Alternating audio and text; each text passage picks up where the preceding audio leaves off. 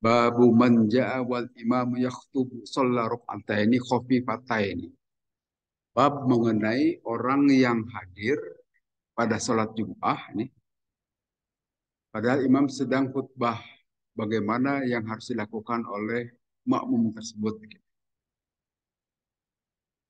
Haddatsana Ali bin Abdullah qala haddatsana Sufyan Fasami'a Jabiron qala, berkata Jabir, dakhola telah masuk rojulun seorang laki-laki yauma Jum'ati pada hari Jum'ah, wan nabiyyu dan Nabi sallallahu alaihi wasallam yakhtubu sedang khutbah.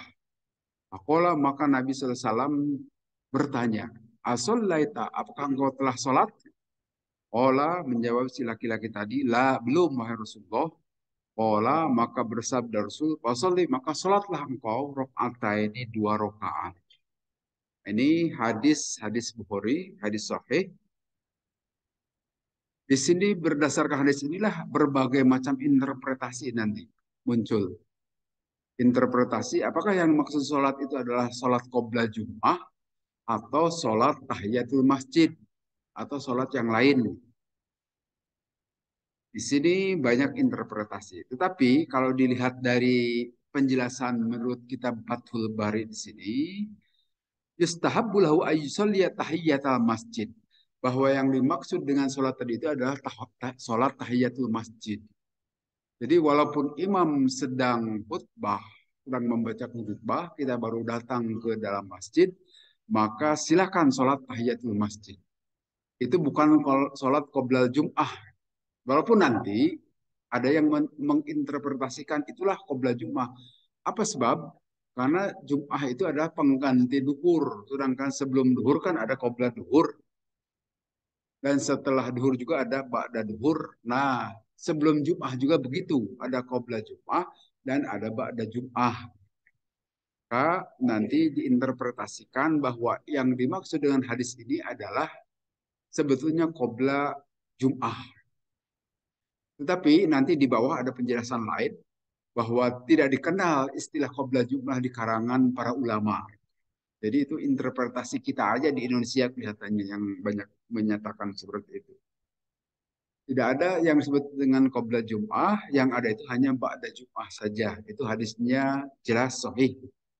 Sedangkan kalau qobla Jum'ah itu ya salah satu dasar hadisnya itu adalah ini, bahwa berdasarkan pertanyaan Nabi, itulah yang dimaksud qobla Jum'ah. Nah, kalau selama ini yang adanya dua kali kan, adanya atau tiga kali sebelum sebetulnya harusnya pukul 11 itu adzan itu. Kalau maksudnya untuk memberitahukan kepada jamaah.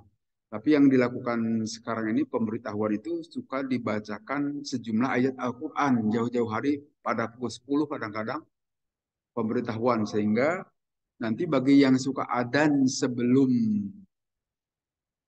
jam 11 gitu sebetulnya kalau adzan sebelum jam 11 gitu ya belum waktu duhur, belum masuk sehingga belum bisa sholat qobla Jum'ah.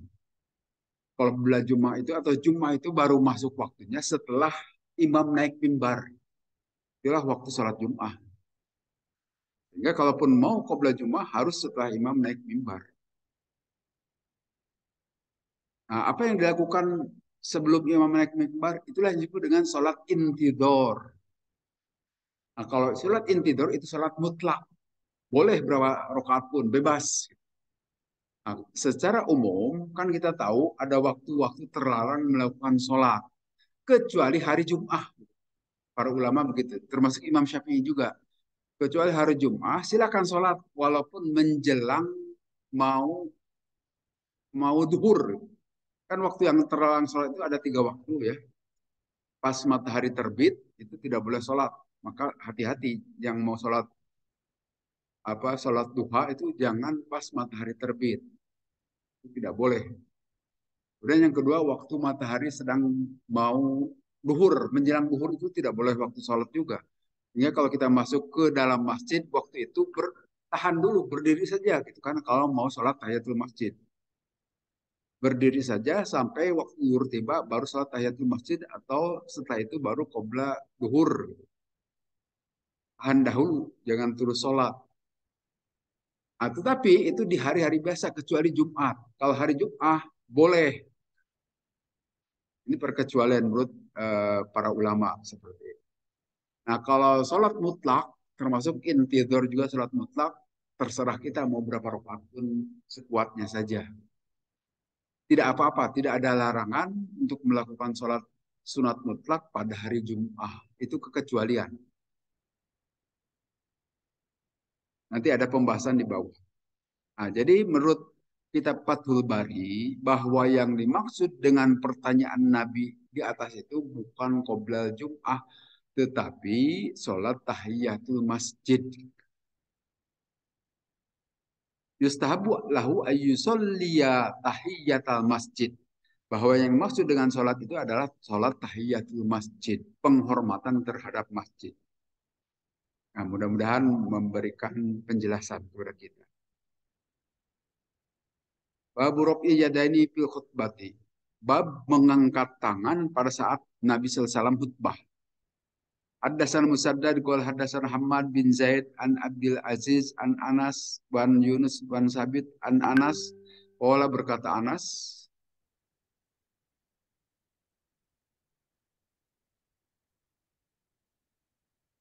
bainama an Nabi pada saat Nabi sallallahu alaihi wasallam yakhtubu membacakan khutbah Nabi yaumal Jum'ati pada hari Jumat, id pada saat itu koma berdiri rajulun seorang laki-laki.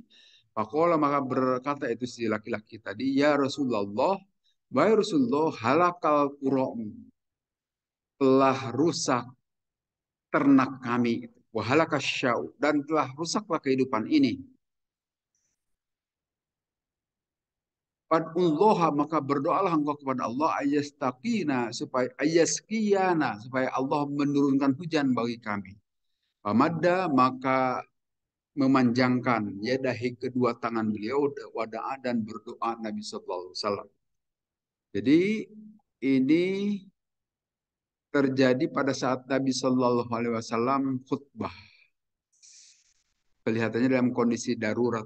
Padahal nanti ada sabda Nabi yang menyatakan tidak boleh berkata-kata, tidak boleh berkata diam saja kepada orang pada saat imam sedang khutbah itu bisa menyebabkan jum'ahnya lago, tidak ada artinya.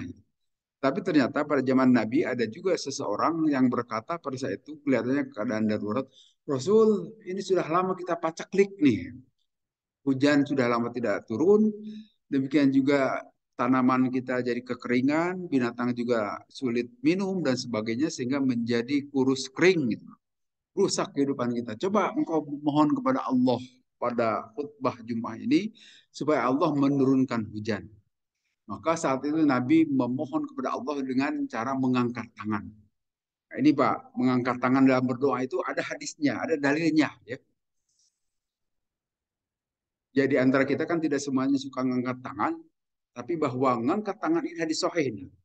Mengangkat tangan pada saat berdoa itu dilakukan juga oleh Nabi. Hanya kita jarang baca. Tapi ini jelas nih.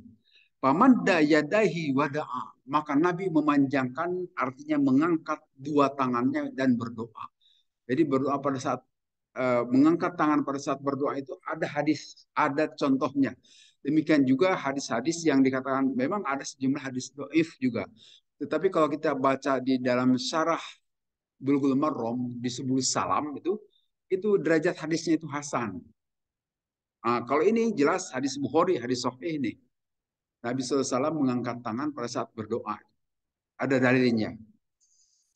Ya, di antara kita kan ada yang suka berdoa, diam saja, tangannya tidak diangkat. Nah, itu mirip-mirip orang Nasrani itu.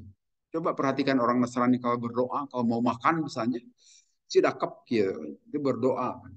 Ada kata Nabi, man tasyabbah biqaumin fahuwa minhum. Siapa yang menyerupai satu kaum maka dia termasuk kaum itu. Jadi kalau kita berdoa mengikuti cara Nasrani, persis Nasrani juga gitu kan. Pembedanya kita ngangkat tangan pada saat berdoa dan tidak jelas ada hadisnya. Ada dalilnya, kuat ini hadis sahih ini. Dan nanti di bawah ada hadis-hadis yang lain yang terkait dengan mengangkat tangan tadi. Jadi Nabi pada saat sedang khutbah Jumat dimohon oleh salah seorang jamaah perihal supaya Allah menurunkan hujan. Nabi memohon hujan kepada Allah untuk menurunkan hujan. Dan kemudian nanti hadis yang di bawah ini akan menyatakan salat istisqa. Apalagi pada saat salat istisqa mengatakannya lebih tinggi lagi Nabi SAW. Kalau doa biasa kan di sini, kalau istisqa itu lebih tinggi lagi sampai kelihatan ketiaknya. Ya, kita tahu Nabi pakai jubahnya yang agak lebar itu, sehingga kelihatan putih ketiaknya Nabi SAW dalam sebuah hadis yang lain sebutkan begitu. Hadis ini sebutkan paropa ayadahi maka mengangkat tangan. Ini menurut tafsiran di dalam Fathul Bari. Jadi mengangkat tangan itu biasa. Ada dalilnya. Jangan mengikuti cara orang lain berdoa. Karena Nabi itu suka tampil beda. Ya. Seperti misalnya begini contohnya. Pada tanggal 10 Muharram, Nabi SAW melakukan puasa Asyura. Puasa tanggal 10. Tetapi saat itu penduduk Madinah memberitahukan Rasul pada hari ini juga orang-orang Yahudi juga suka puasa tanggal 10 Muharram. Maka Nabi SAW kalau gitu kita tambah dengan tanggal 9. Karena kita harus beda, tampil beda kan dengan orang-orang Yahudi. Nah, jadi dalam hal ini semangat dari Nabi itu tidak boleh menyerupai perilaku orang-orang di luar Islam. Nah, termasuk puasa tanggal 10 Muharram juga ditambah dengan tanggal 9. Tasu'a. Jadi semangat seperti itu maka kita harus tampil beda. Termasuk dalam berdoa. Angkat tangan. Itu sebagai upaya atau sebagai simbol bahwa kita butuh kepada Allah dengan mengangkat tangan ini. Jadi di sini sebutkan dalam kitab Fathul Bari, paropa ayadahi maka mengangkat tangan Nabi kepada tangannya beliau 2 kali. Aroda ayyubayyana anna murada birrobi huna al-mad.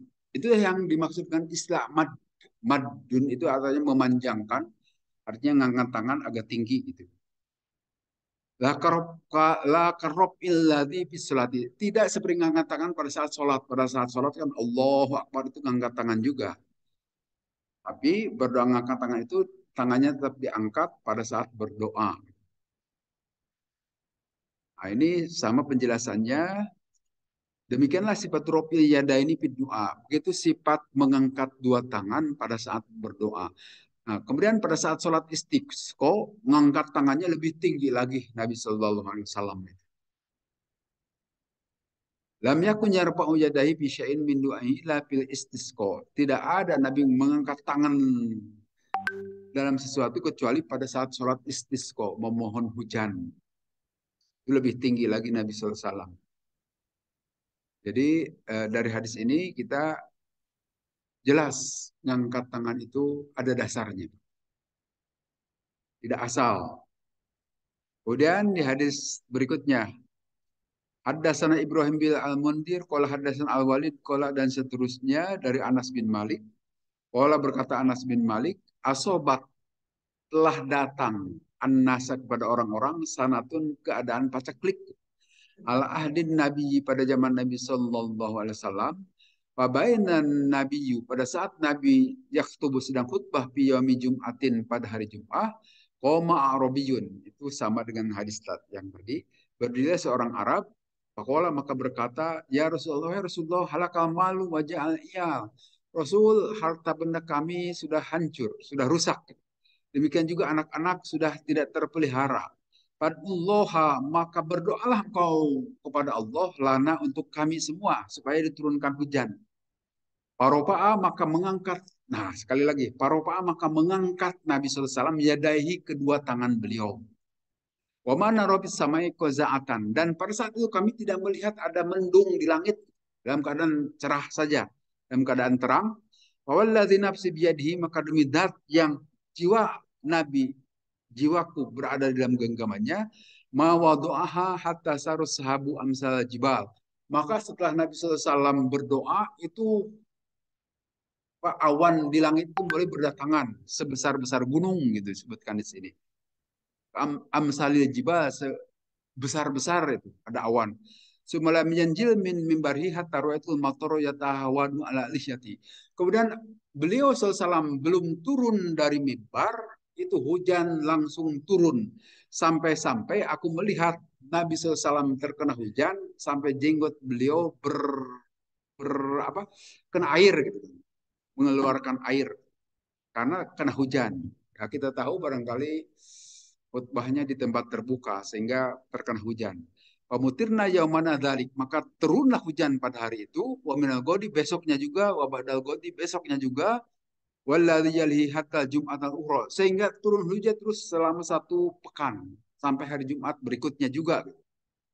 Waqama dzalikal arabiyyu, kemudian seorang Arab itu berkata lagi, ya Rasulullah tahdamul bina'a. Ternyata hujan yang terus-terusan itu telah merobohkan bangunan kami. Wa ghariqal malu, dan harta kami juga jadi tenggelam. Dikasih hujan terus-terusan. Fadullah halana, maka memohonlah engkau kepada Allah supaya hujan itu jangan terus-terusan. Jadi banjir juga gitu kan. Faropa'a yadahi, maka Nabi SAW sekali lagi mengangkat kedua tangan beliau. Memohon kepada Allah. Allahumma hawalaina wala alaina. Ya Allah, semoga engkau menggantikan yang hujan terus-terusan itu menjadi, bukan menjadi bencana bagi kami, tetapi menjadi rezeki bagi kami, gitu kan? Menjadi rahmat bagi kami. Mayushiru biyadihi ila niyatin masabi ilan parjat. Dan tidaklah Nabi SAW berisyarat dengan tangannya itu ke satu arah supaya menunjuk awan mungkin, kecuali awan itu langsung hilang. Itu doa Nabi SAW. Wasorot al-Madinah itu misal jawbah, maka jadilah Madinah itu seperti danau tergenang air. Wasal wadi kona syahron. Demikian juga ngalir tuh air itu selama sebulan. Walam yaji ahdun minnahati lahadasa judi. Demikianlah keadaan karena hujan terus-terusan kelihatannya selama 1 pekan. Karena ini juga diminta oleh seorang sahabat kepada Nabi supaya Allah menurunkan hujan. Doa Nabi diijabah. Ternyata manusia itu cerewet. Begitu dikasih hujan, banjir juga. Setelah banjir tidak nyaman juga. Minta juga kepada Nabi supaya hujannya diberhentikan. Akhirnya berhenti hujan saat itu. Dan akibat hujan itu, maka Madinah menjadi seolah-olah danau. Nah, sekali lagi yang penting di sini, Nabi SAW memohon diturunkan hujan itu pada saat sedang khutbah Jum'ah. Jadi bukan sholat istisqa di sini, tapi pada saat sedang sholat Jum'ah, beliau berdoa dengan cara mengangkat kedua tangan beliau. Ini sekali lagi contoh dari Nabi. Hadis sahih, hadis Bukhari, ya. Ada contohnya mengangkat tangan itu. Babul insati yaumal jum'ati wal imam yaktubu. Bab mengenai mestinya diam pada hari Jum'ah pada saat imam sedang khutbah. Tidak boleh berkata-kata. Disebutkan haddatsana Yahya bin Bukair qala haddatsana Al-Lais an Ukail an Ibn Shihab qala akhbarani Sa'id bin Al-Musayyab anna Abu Hurairah, sesungguhnya Abu Hurairah akhbaru memberitahukan Abu Hurairah kepada Sa'id bin Al-Musayyab anna Rasulullah, sesungguhnya Rasulullah SAW qala, bersabda Rasulullah, idza qulta li sahibik, apabila engkau berkata kepada saudaramu, kepada sahabatmu yang Jum'ati pada hari Jum'ah, ansit, diamlah, wal imamu, pada imam saat itu yakhtub, sedang khutbah, faqad lagauta, maka engkau telah berbuat lago, telah berbuat sia-sia. Jadi ini sekali lagi ajaran yang kita ketahui dari Nabi Shallallahu Alaihi Wasallam, pada saat imam sedang khutbah tidak boleh berkata-kata.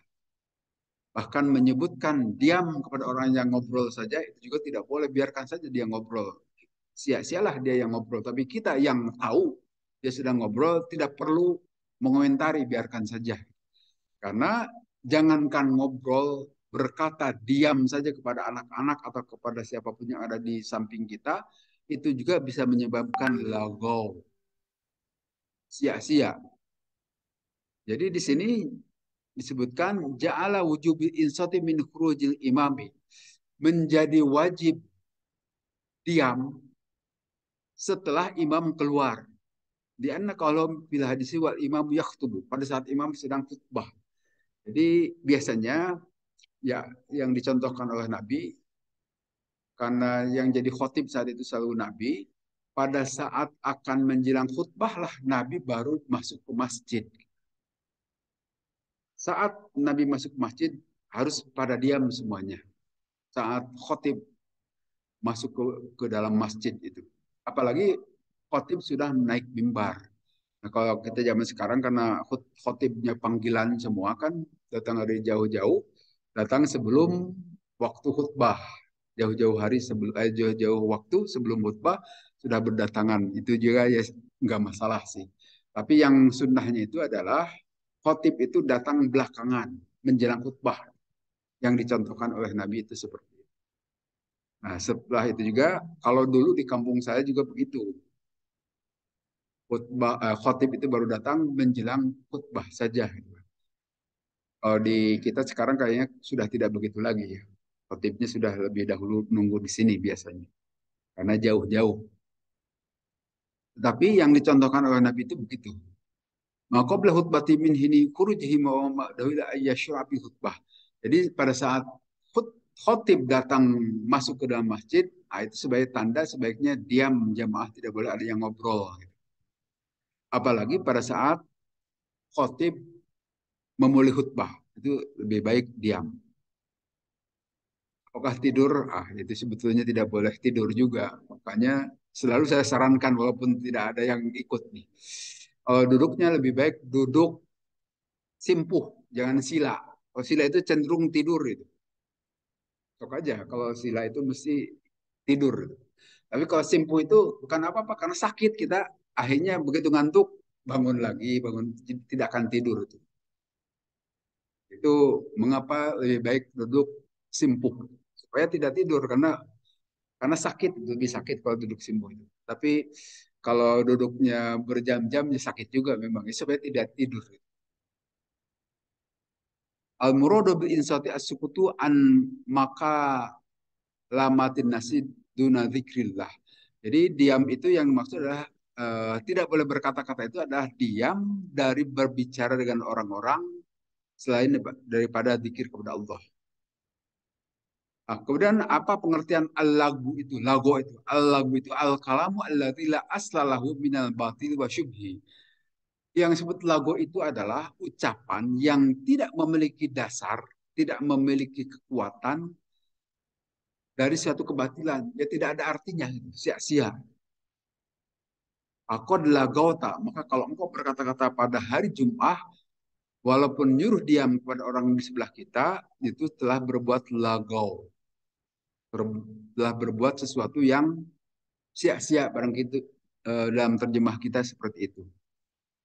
Nah, disebutkan di sini dalam hadis lain, man takallama yaumal jum'ati wal imamu yaktubu wa huwa kal himari yahmilu asfaro. Siapa orang yang berkata-kata pada hari Jum'ah, pada imam sedang khutbah, maka itu seperti himar, seperti keledai yang membawa barang-barang kitab dan sebagainya tetapi tidak mengerti. Jadi maksudnya di sini ya seperti tadi, seperti monyet ngegulung kelapa mungkin begitu ya. Dia tidak bisa minum karena tidak bisa membelahnya. Apalah artinya ada air kelapa kalau tidak bisa dipurak? Maksudnya kira-kira seperti itu. Jadi tidak ada artinya itu. Kelapa di hadapan monyet itu. Atau barang-barang di atas himar juga atau di keledai itu tidak ada artinya karena dia tidak bisa memakannya. Walladzi yakullahu ansid laisat lahu jum'atan. Siapa orang yang berkata diamlah maka tidak ada nilai Jum'ah. Jadi hati-hati sekali lagi pada saat khutbah sedang berjalan kita diam. Walaupun ada gangguan sebesar apapun gangguannya tidak boleh berkata-kata. Karena begitulah Nabi mengatakan takut lagauta, sia-sia jumpa kita. Artinya la Jum'at lahu kamilatan. Tidak ada sholat Jum'ah di Jum'ah yang sempurna. Lil ijma'i berdasarkan ijma' ala iskoti pardil waktu anhu. Karena hilangnya pardu yang telah ditentukan saat itu. Sehingga hati-hati jangan berkata-kata saat sholat Jumat. Nah, di sini memang ada pertanyaan dari para ulama juga. Wabana huma ba'dul ashabi ala khilafi fi anna khutbataini ya bid badlun anir rok'ataini amla. Nah, apakah kedua khutbah Jum'ah itu merupakan pengganti dari 2 rakaat? Yang sholat duhur itu kan 4 rakaat. Sedangkan sholat Jum'ah 2 rakaat. Ya, yang khutbah 2 itu sebagai pengganti 2 kali rakaat awal di sholat duhur. Gitu. Nah, di sini para ulama berbeda pendapat. Ada yang mengatakan iya, ada yang mengatakan tidak. Tapi kalau yang mengatakan iya, itulah sebabnya dalam keadaan sholat kan kita tidak boleh berkata-kata, tidak boleh berkata apapun itu yang bukan bahasa sholat. Nah, kalau kita berkata-kata, batallah sholatnya. Nah, maka pada saat sholat atau khutbah Jum'ah juga begitu, tidak boleh berkata-kata. Kalau kita berkata-kata, maka batal pula khutbah Jum'ahnya. Jadi itu yang menyamakan mengapa pada saat khutbah Jum'ah kita dilarang berkata-kata karena itu diidentikan dengan 2 rakaat pada sholat duhur yang tidak boleh berkata-kata. Walaupun pada awalnya pada saat sholat itu para sahabat itu biasa berkata-kata, ngobrol pada saat sholat. Tapi kemudian Nabi SAW melarang pada saat sholat tidak boleh ngobrol kecuali tawaf. Pada saat tawaf boleh ngobrol. Tetapi tawaf juga sama seperti sholat. Harus pakai wudhu, itu maksudnya. Kedudukan tawaf itu sama seperti kita sholat, hanya pada saat tawaf, kalau kita mau ngobrol tidak membatalkan. Boleh. Tapi pada saat sholat tidak boleh. Kemudian babus saati allati yaumil Jum'ah. Bab waktu pada hari Jum'ah. Haddatsana Abdullah bin Maslamah dan seterusnya dari Abu Hurairah. Anna Rasulullah sungguhnya Rasulullah SAW zakaro menyebutkan Rasulullah yang Jumat pada hari Jumat. Pakola Nabi SAW bersabda, Pihi pada hari Jumat itu saatun ada satu waktu la yuwafikuha yang tidaklah dia seseorang pas memohon kepada Allah pada waktu itu, abdun seorang hamba muslim yang muslim, wahwa qaimun padahal dia menegakkan yusolli dia salat, yas'alullah ta'ala memohon kepada Allah Ta'ala syai'an sesuatu, illa atahu kecuali Allah pasti akan memberinya, iya kepada dia. Wa asyaro dan isyarat Nabi, biadi dengan tangan beliau, yuqalliluha perihal sebentarnya itu waktu untuk berdoa. Jadi maksudnya pada hari Jum'ah itu ada waktu yang pada waktu itu siapapun yang berdoa memohon kepada Allah pasti Allah akan memberinya. Tetapi waktu itu sempit sekali, sedikit sekali. Nah, kemudian nanti banyak pertanyaan. Waktu itu kapan? Di sini ada beberapa pendapat para ulama di sini. Annaha min julusil khotib ala mimbari ilan siropihi minas sholah. Itu waktu yang dimaksud Nabi itu adalah waktu khotib duduk di antara 2 khutbah. Jadi pada saat khotib duduk di antara 2 khutbah kan waktunya sebentar. Nah saat itu adalah waktu ijabah. Berdoalah pada saat itu, silahkan. Jadi kita dilarang berkata-kata itu pada saat khotib sedang khutbah. Apabila saat duduk khotib atau selesai khutbah menjelang salat Jumat, tidak apa-apa kita berkata-kata. Mari masuk ke saf depan misalnya karena masih kosong. Nah, menjelang sholat itu tidak apa-apa kita berkata-kata kepada teman kita. Yang dilarang itu pada saat khatib sedang khutbah saja. Kalau sedang duduk di antara 2 khutbah boleh kita berkata-kata. Atau menjelang sholat Jumat juga tidak apa-apa. Nah, waktunya itu adalah di sini sebutkan oleh para ulama, waktu ijabah itu adalah saat khatib duduk di antara 2 khutbah. Kemudian ada yang mengatakan pendapat yang kedua, annaha min ba'dil asri ila ghurubi syamsi. Bahwa waktu ijabah itu adalah pada waktu asar sampai terbit sampai tenggelamnya matahari. Ya ini berdasarkan hadis-hadis Nabi juga. Kata beliau, waktu ijabah itu adalah pada saat khotib sedang duduk di antara 2 khutbah. Dan yang kedua setelah asar sampai tenggelamnya matahari. Itu penjelasan dari Nabi Shallallahu Alaihi Wasallam juga. Yas'alullaha khairan. Silakan memohon kepada Allah kebaikan.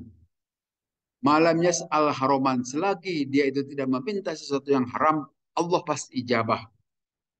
Malam yas'al isman awqati atau rohbin. Selagi dia tidak memohon kepada Allah untuk melakukan dosa atau memutuskan silaturahmi, akal Allah ijabah doa yang bersangkutan itu. Itu saatun latifatun. Saat yang sangat sebentar sekali. Jadi kalau setelah asar sampai sampai tenggelam matahari kan lama ya. Nah, ternyata dalam penjelasan lain ini sebentar saja. Nah, berarti wallahu alam kapan persisnya itu dirahasiakan. Tapi pada saat-saat itu kalau kita mau memohon mudah-mudahan ngepas dengan waktu yang dimaksud di sini. Qad ikhtalafa ahlul ilmi minas sahabati wat tabi'in wa man ba'dahum bi hadis saati hal hiya baqiyatun aw rufi'at. Apakah waktu yang dimaksud tadi ini menurut para ahli ilmu dari kaum sahabat dan para tabi'in. Apakah masih ada sampai saat ini atau dahulu zaman Nabi saja itu waktu ijabah itu? Di sini berbeda-beda pendapat para ulama bahwa waktu tersebut berlaku terus sampai hari kiamat.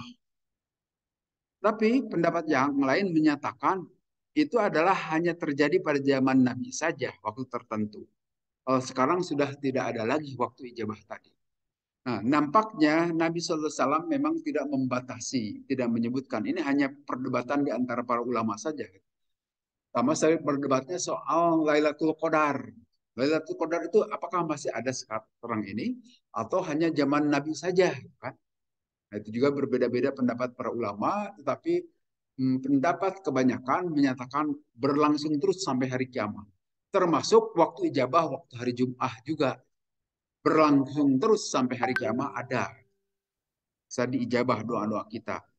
Silahkan memohon kepada Allah. Walaupun di sini nanti kalau kita baca nih dalam Fathul Bari ada 41 pendapat itu mengenai dua waktu yang atau waktu ijabah pada hari Jumat.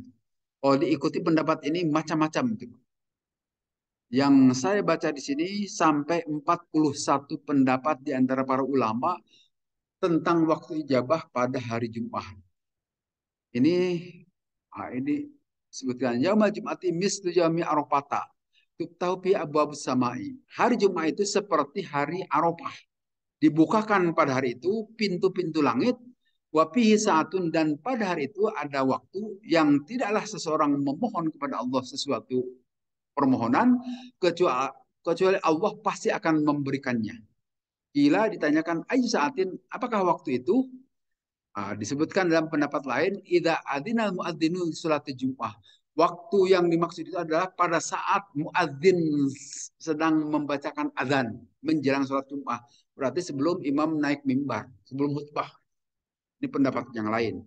Tetapi di sini saya baca saking banyaknya tidak saya bacakan semua, tapi pernah dibaca sebelumnya itu sampai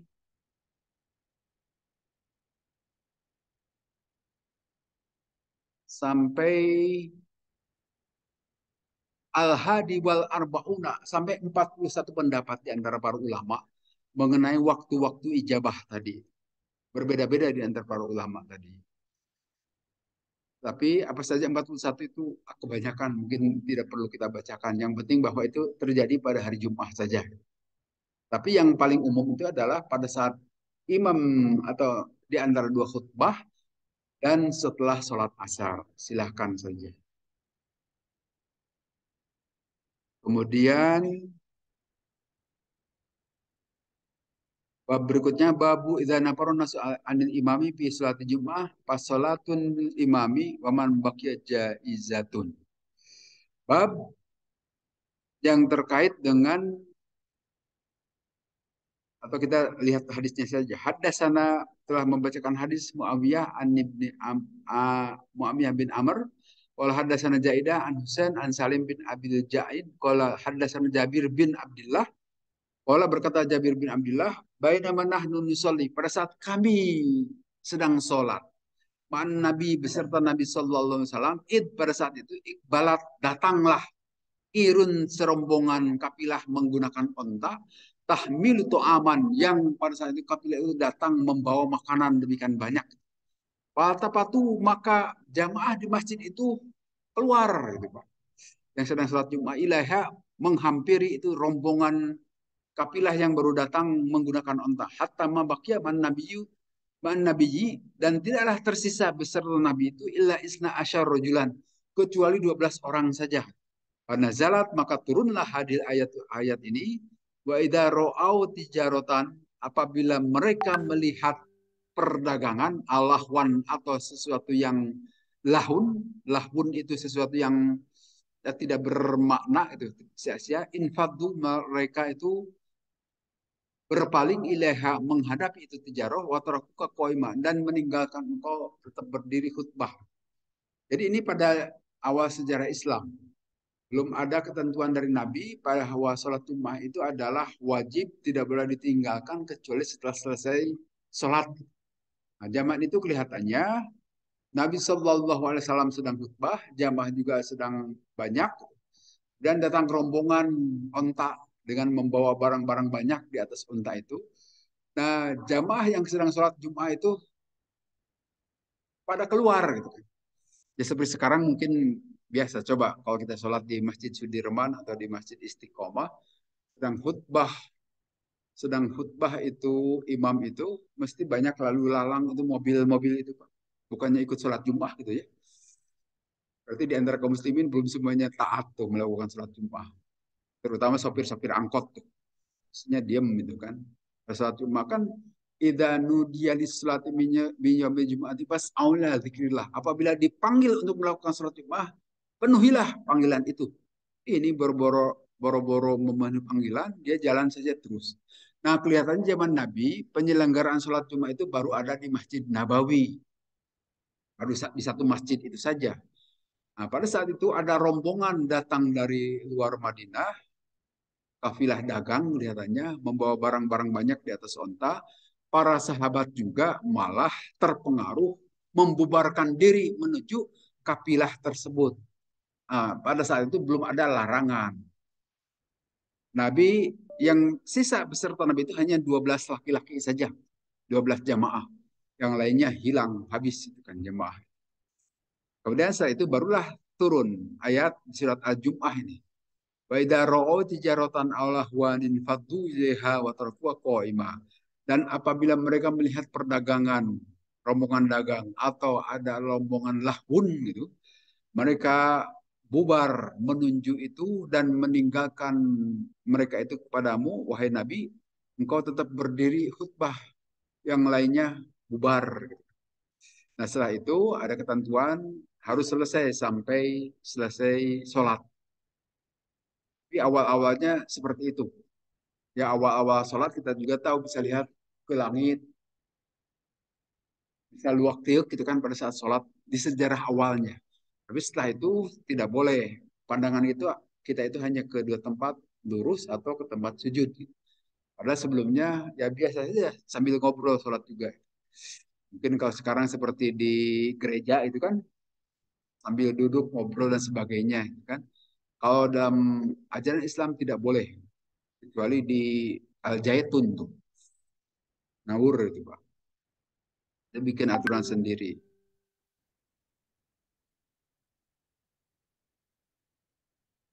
Kemudian kita lihat bab sulati ba'da Jum'ah. Bab sholat setelah Jum'ah wa qoblah dan sebelumnya. Nah ini yang akan bahas. Adakah qoblal Jum'ah itu atau tidak ada? Ada sana Abdullah bin Yusuf, qala abarona Malik an-Nafi an Abdullah bin Umar.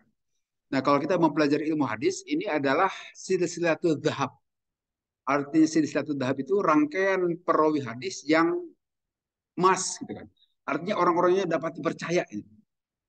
Orang-orang baik semuanya, orang-orang jujur. Artinya hadisnya pasti soheh. Hadis Bukhari ini. Inna Rasulullah sungguhnya Rasulullah SAW karena ada Rasulullah salat Rasulullah qabla duhri sebelum duhur rokaat ini dua rakaat. Wa ba'daha dan setelah duhur juga ini dua rakaat. Wa ba'dal maghribi dan setelah maghrib itu ini dua rakaat fi baitihi di rumah beliau. Wa ba'dal isya'i dan setelah isya ini dua rakaat. Wa kana dan ada Nabi la yusolli tidak sholat Nabi ba'da Jum'ah setelah Jum'ah hatta yansorifa sehingga beliau berpaling yusolli maka sholat Nabi di rumah itu maksudnya ini dua rakaat. Nah, ini yang menjelaskan perihal sholat-sholat rawatib. Jadi sebelum duhur ada sholat dua rakaat, walaupun nanti ada hadis lainnya yang menyatakan empat rakaat. Tapi yang di sini disebutkan dua rakaat sebelum duhur. Dan setelahnya juga ada dua rakaat. Dan setelah maghrib ada dua rakaat. Sebelum asar ada juga hadisnya yang menyatakan boleh sholat sebelum asar. Walaupun sebagian ulama menyatakan itu hadisnya kurang sahih gitu kan. Tetapi ada itu. Yang tidak ada itu setelah asar.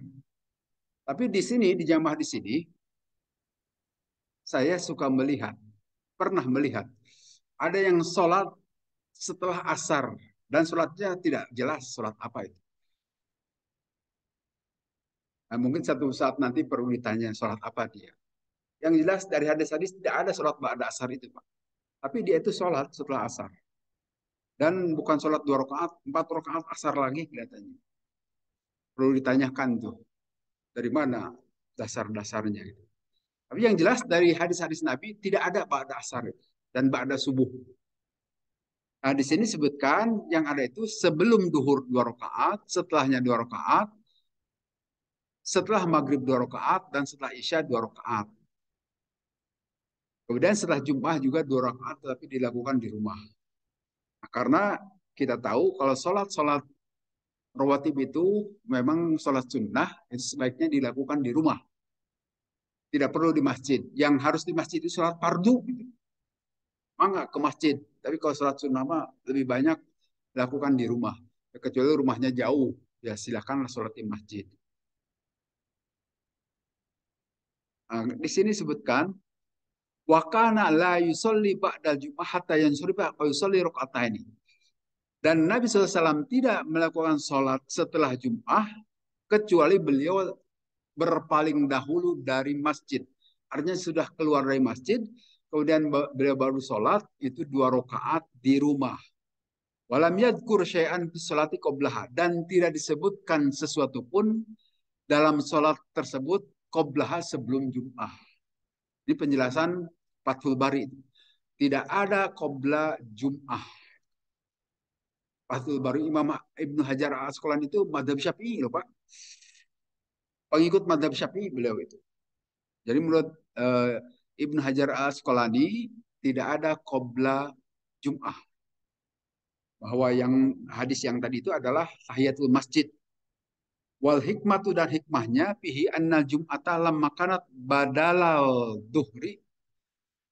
Hikmahnya itu bahwa sesungguhnya Jumat itu sebagai pengganti salat duhur, waktu sorofiha ala ini dan diringkas menjadi dua rakaat, tarokat tanaful ba'daha. Maka Nabi SAW meninggalkan melakukan setelah sholat Jumat itu dua rakaat di masjid, fasyata ayyadun anha allati hulibat intaha. Bahwa itu nanti menjadi tambahan, kan? Khawatir. Maka beliau melakukannya di rumah sebagai sholat sunnah. Jumat itu tetap dua rakaat. Wala hada dan berdasarkan ini payan bagi Allah yang tafila qabla ini. Dan berdasarkan ini Nabi tidak melakukan sholat sunnah sebelum Jum'ah dua rakaat. Fil masjid di masjid. Jadi berdasarkan ini tidak ada qabla Jum'ah itu. Waqala Ibnu Tin lam yaqa dzikru sholati qabla Jum'ah fi hadzal hadis. Menurut ulama Ibnu Tin disebutkan tidak ada penjelasan mengenai qabla Jum'ah di dalam hadis ini. Jadi para ulama di sini sepakat menyatakan tidak ada qabla Jum'ah. Yang sepakat. Tentu saja ada yang berbeda lagi nantinya. Aroda isbatuha kiyasan ala duhri intaha. Nah, di sini menurut Imam Bukhari disebutkan itu sebagai kias terhadap sholat duhur. Artinya kalau menurut sebagian ulama menyatakan boleh qabla Jum'ah juga karena dikiaskan kepada duhur tadi. Boleh-boleh saja. Kias itu dianalogikan. Wadhalika yaqtadi anna nafilatahuma sawa'un intaha. Nah, menurut ulama lain, boleh ada qobla duhur. Gitu kan? Qobla jum'ah. Silahkan. Karena dikiaskan terhadap duhur. Artinya duhur di sini sebagai asal. Sedangkan jum'ah itu cabang. Nah, salah satu syarat kias itu kan kita dari cabang mengkiaskan kepada asal. Boleh, tapi tidak boleh asal dikiaskan ke cabang. Kira-kira gitu. Nah, itu masalah ilmu usul fikih itu agak ribet. Nah, kemudian disebutkan di sini, karena Ibnu Umar yatilu salata qabla Jum'ah wa yusalli ba'daha raka'atani fi baitihi. Nah, disebutkan dari kisah para sahabat ada Ibnu Umar. Ibnu Umar itu Abdullah bin Umar, putranya Sayyidina Umar bin Khattab. Beliau memanjangkan sholat sebelum Jum'ah dan setelah Jum'ah itu 2 rakaat di rumahnya. Jadi ada sholat qiblah Jum'ah tetapi dilakukan di rumah oleh Ibnu Umar. Wa hadisu dan beliau membacakan hadis anna Rasulullah sesungguhnya Rasulullah SAW karena yang penuh dalik. Rasulullah juga melakukan hal seperti itu. Qiblah Jum'ahnya itu lama dilakukan di rumah. Ihtaja bi an-Nawawi fi khulasah ala isbat sunnat Jum'ah allati qablaha.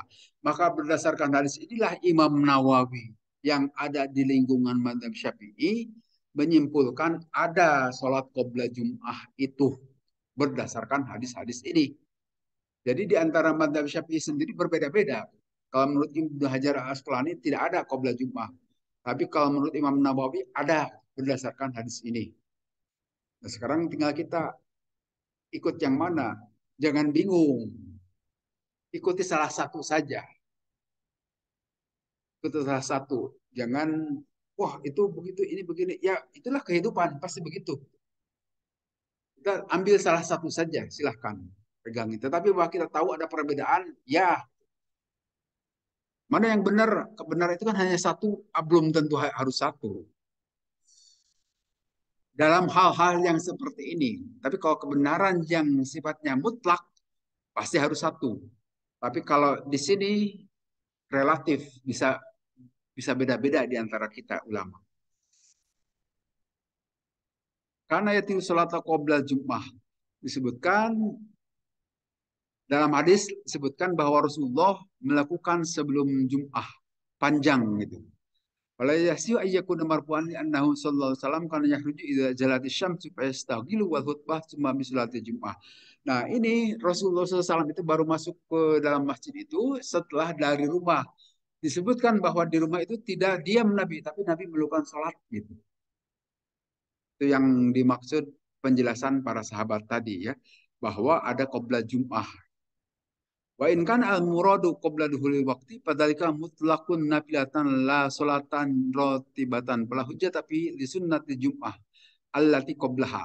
Nah, walaupun nanti para sahabat atau para ulama menafsirkan itu adalah sholat intidor atau sholat mutlak.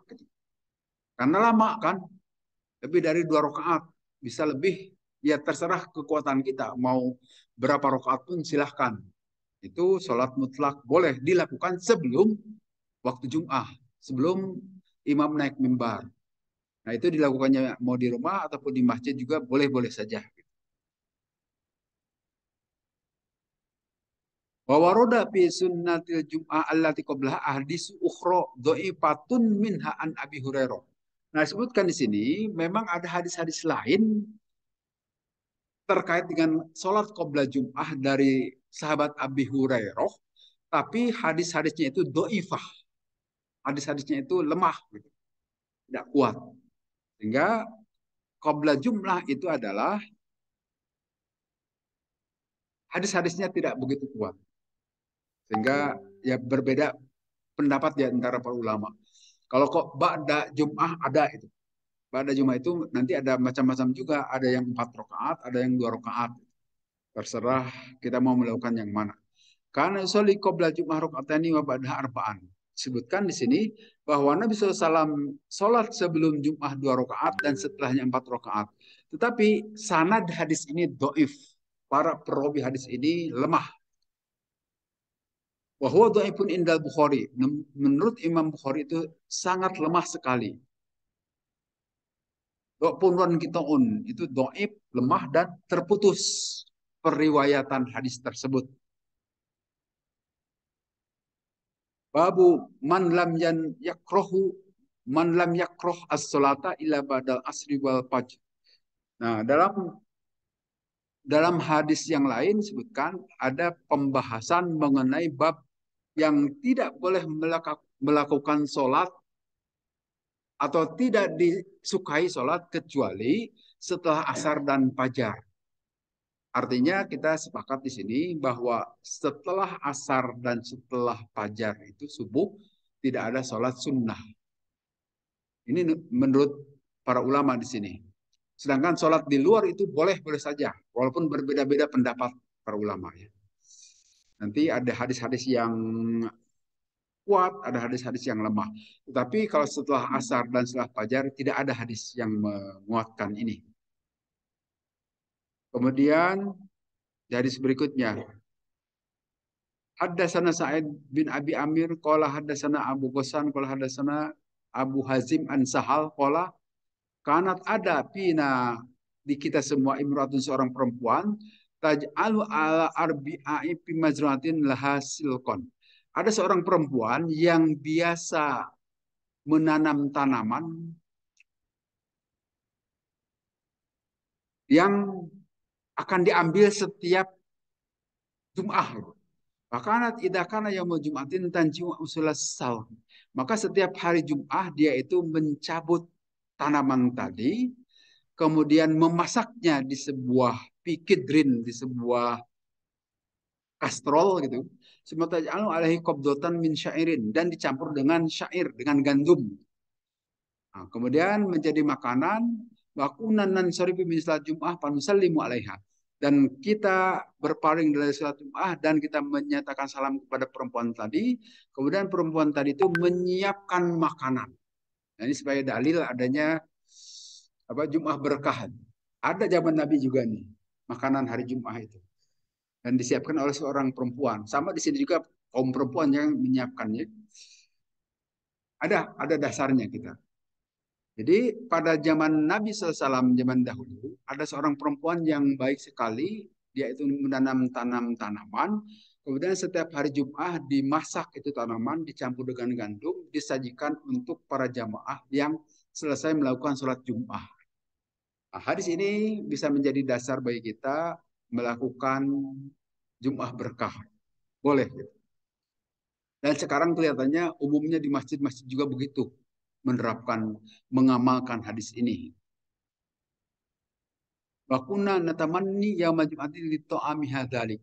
Kami menyukai terhadap makanan yang disajikan oleh seorang perempuan tadi. Kemudian di hadis berikutnya haddatsana Abdullah bin Maslamah qala haddatsana Ibnu Hazim an abihi an Zahal bihadza wa qala makunna tidaklah kami itu nakilu istirahat siang wala natagodda dan tidaklah kami makan illa ba'da Jum'ah kecuali setelah salat Jum'ah. Ada yang disebut dengan tidur qailulah. Tidur qailulah itu tidur sebelum duhur atau menjelang duhur atau setelah duhur. Tidur siang mungkin. Nah, itu disebut dengan qailulah dalam bahasa hadis ini. Jadi kalau kita tiduran sebelum duhur, kira-kira jam 11 menjelang duhur atau nanti setelah sholat duhur, itu yang disebut dengan qailulah. Nah, disebutkan dalam hadis ini, kita tidak pernah melakukan qailulah kecuali dan makan kecuali ba'da Jum'ah. Jadi setelah Jum'ah juga disiapkan makanan kelihatannya oleh para ibu tadi. Ada contohnya, silakan kalau mau tiduran, istirahat setelah Jum'ah. Nah, di sini disebutkan jawazus salam ala niswatil ajanib. Nah, hadis di atas memberikan juga informasi kepada kita perihal bolehnya kita mengucapkan salam kepada perempuan yang bukan mahram kita. Silakan ajanib, hanya ajanib itu orang lain. Jadi kalau kita bertemu ya seperti kita perhatikan kalau disebutkan orang Indonesia itu ramah-ramah, ternyata lebih ramah orang-orang Amerika, Pak.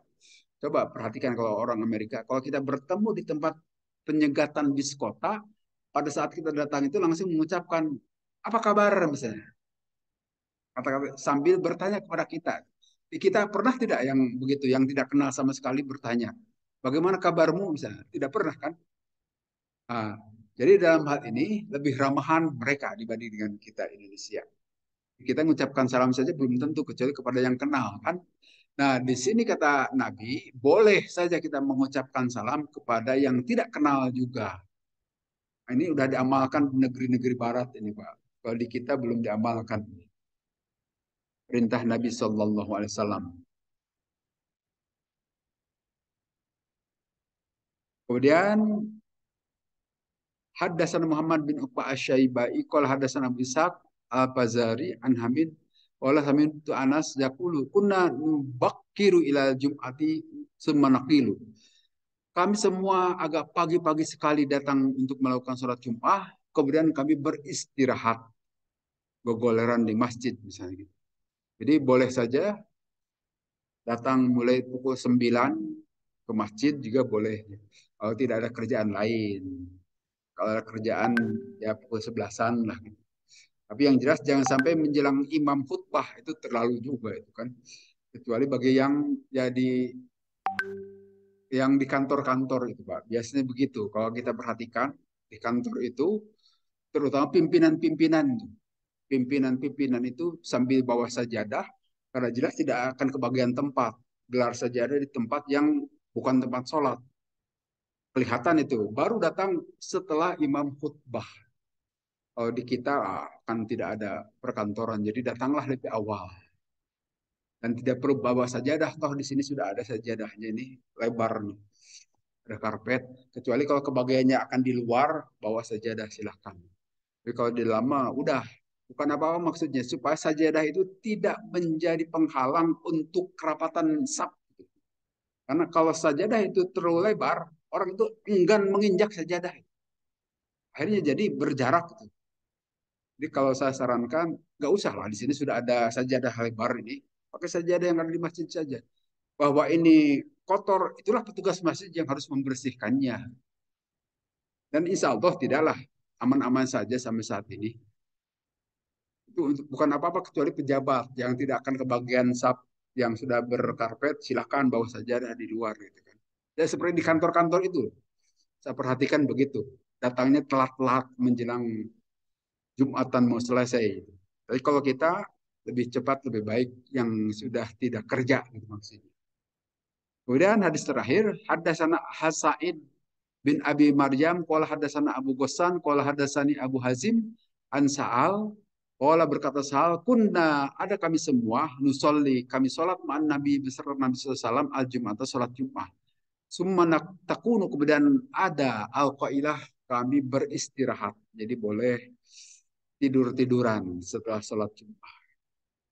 Itu saya kira sejumlah hadis yang terkait dengan pelaksanaan sholat Jumat. Insya Allah berikutnya kita bulhob terkait dengan sholat khauf, sholat dalam keadaan ketakutan. Saya kira sampai di sini dahulu bahasan hari ini.